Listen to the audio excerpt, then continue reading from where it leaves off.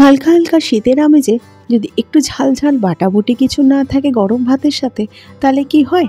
আজকে বানিয়েছিলাম ঝাল ঝাল করে বটবুটি বাটা। সেই রেসিপি শেয়ার করে নিচ্ছি। বেশ কিছুটা পরিমাণ বটবুটি লম্বা লম্বা করে কেটে নিয়েছি, ধুয়ে পরিষ্কার করে নিয়েছি। কড়াইতে সর্ষের তেল দিয়ে তেলটা ধোয়া ওটা গরম করে নিয়ে বটবুটিগুলো দিয়ে দিলাম।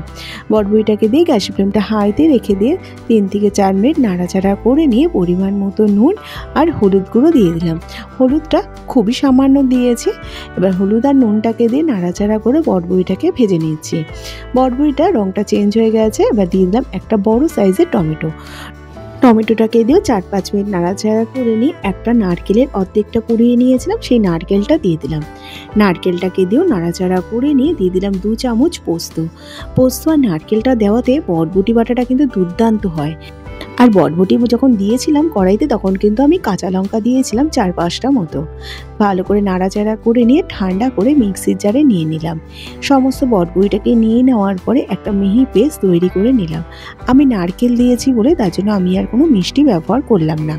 কড়াইতে সর্ষের তেল দিয়ে দিয়েছি। তেলটা গরম করে নিয়ে বেশ কিছুটা পরিমাণ শুকনো লঙ্কা ছোটো ছোটো টুকরো করে নিয়েছি আর দিয়ে দিলাম 1 চামচ কালো জিরে আর শুকনো লঙ্কাটাকে দিয়ে নাড়াচাড়া করে নিয়ে সমস্ত বটবুটি বাটাটাই দিয়ে দিলাম। মিক্সির জার দিয়ে সামান্য একটু জল দিয়ে দিলাম।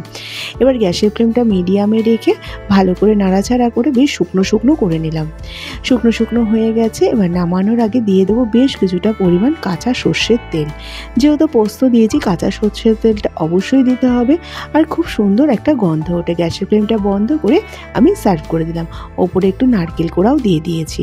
আজ তাহলে আসি, আবার হাজির হয়ে যাবো নতুন কোনো রেসিপির সাথে। ধন্যবাদ।